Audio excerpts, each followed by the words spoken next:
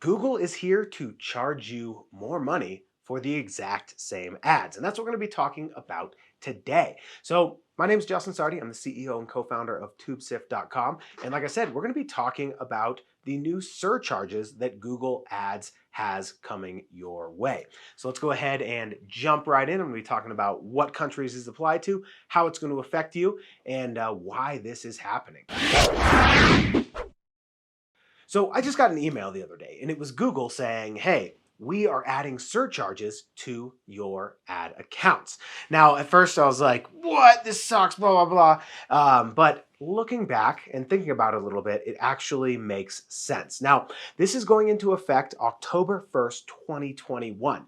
And if you haven't noticed, there have been a lot of new privacy policies, GDPR, all kinds of stuff like that going into effect all around the world, specifically in the EU and a few other, places, right? So essentially what that's doing is it's making it harder for ad platforms to serve their ads without incurring additional costs. So what Google is doing to cover their ass on this one is adding a surcharge. So like I said, starting October 1st, 2021, Google is going to be adding a surcharge to your invoices or statements. And a surcharge is essentially an extra percentage based on however much you've spent to cover their cost of doing business in these countries. So I just got my notes here because there's absolutely no way I'm going to remember this off the top of my head, nor do I need to.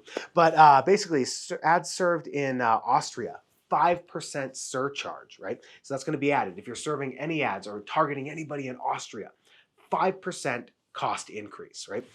France, 2% regulatory operating costs is going to be added.